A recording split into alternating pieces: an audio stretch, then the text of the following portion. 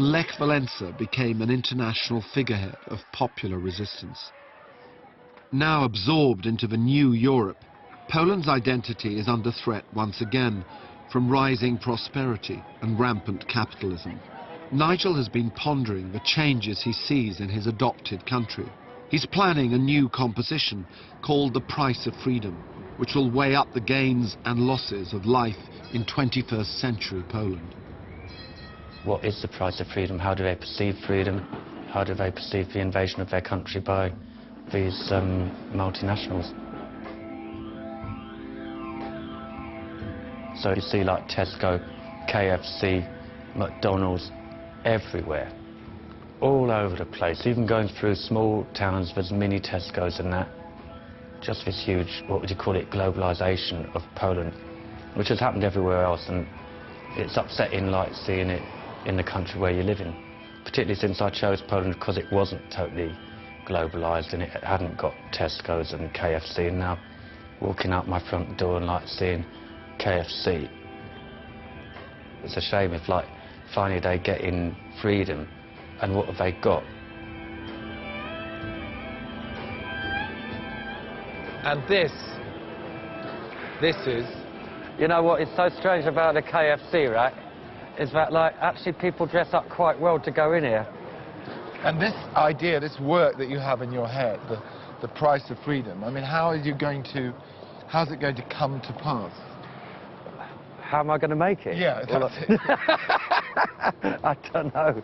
How do you collect all these Polish performers? Well, I just found people who I think have got particular soul in their music.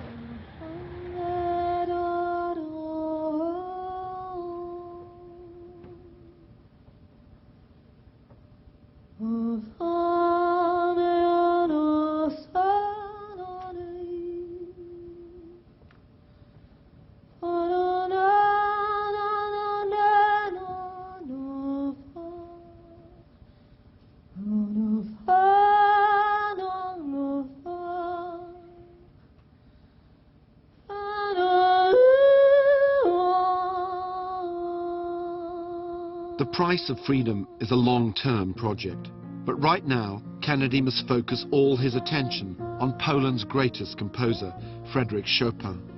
For the South Bank Festival, he's daring to break risky new ground with his Chopin Ensemble. He's creating radical arrangements around some of the composer's best-known themes. Is this Chopin attachment you have, is that from very early on? It is from when I was a kid, actually at Yehudi Menuhin School, as well as having heard my mum play it when I was a real small brat. Like when I was at Yehudi's school, they used to have the broadcast from Poland on communist radio, like as a kind of propaganda thing. And I couldn't understand a word of what they were talking about, but it was Chopin, and I used to listen to it every night after the bedtime, you know, like, like undetected by the police, I mean the teachers.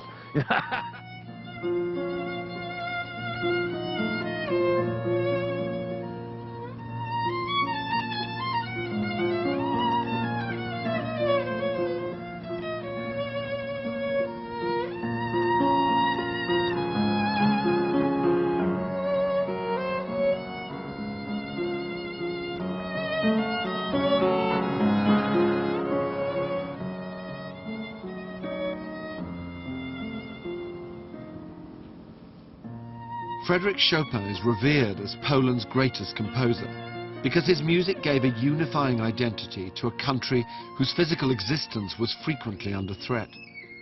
His music expresses his homeland's deepest feelings of patriotism, nostalgia, and endurance.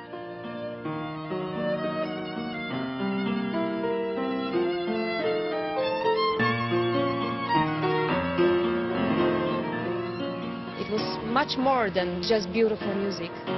We read in it much more than that, because he also wrote the whole Poland in this note. The Poland that didn't exist on the map those days. We were not on the map, not at all. So it was even something more than that. He was somehow making us alive.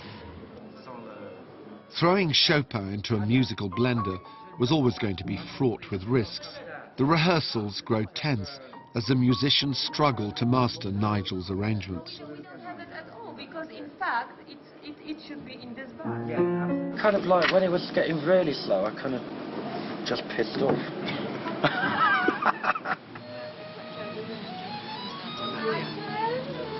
It's here, Anya. Hello, I need you. You got a song yet? I need you. I need you too, You know baby. what? Yeah. I think I should play just one chorus and only with bass. We should. I don't know. There is something. Why is it not coming together? Completely. I mean, this is dying. This It is was not working. breathing. It was working so good. I don't know. It doesn't work anymore. I don't know. There is something. What about getting up? Maybe. Do you think we should make? Check me out. I'll make it okay with you. I feel okay. Anya, listen to me. Listen. I make it all right with the ego. No problem. Because you know, then we could have. Then we could also do just one chorus.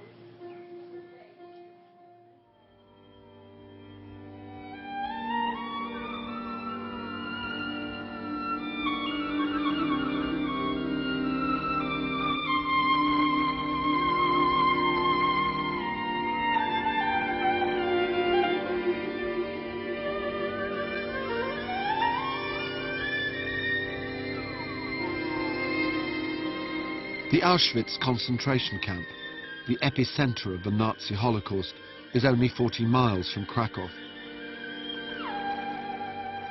It was in Kazimierz, Krakow's prosperous Jewish district, that Polish Jews were herded together before being deported to Auschwitz. The rich history of Kazimierz was traumatically severed by the German invasion. But the revival of klezmer, traditional Jewish folk music, is symbolic of its renewal. Kennedy has struck up another intense musical partnership with the klezmer band, Crocker.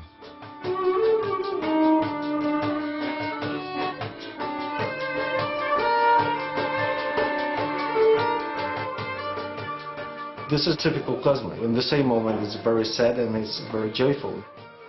Even if the times were so bad, you know, there was always one thing, which was hope.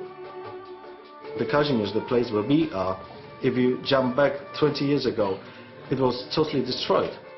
This town was devoted by communists to die, natural death, you know, no investments, nothing. And then we realized there is a pearl just next door. You know, we try to walk these streets here. We realize, oh my gosh, it's full of spirit. Spirit of the stones, cemeteries, synagogues. This is a unique place in the world.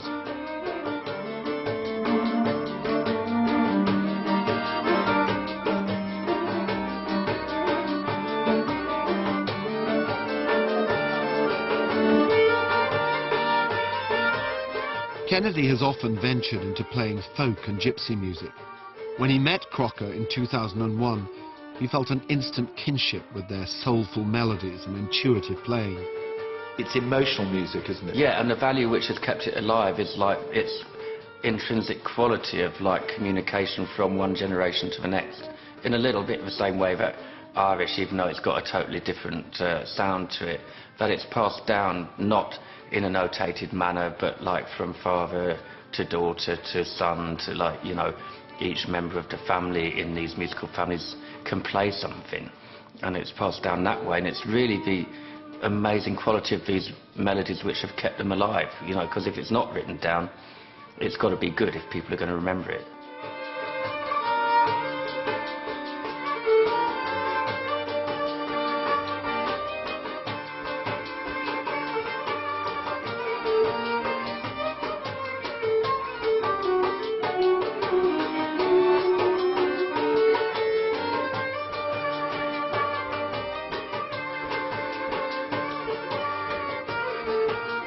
What does Nigel contribute to the group? What does he bring?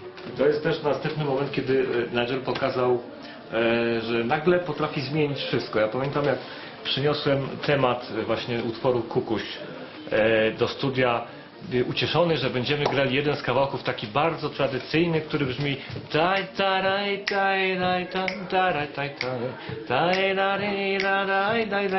przyszedł Nigel i powiedział: super, ale ja myślę, i to było 500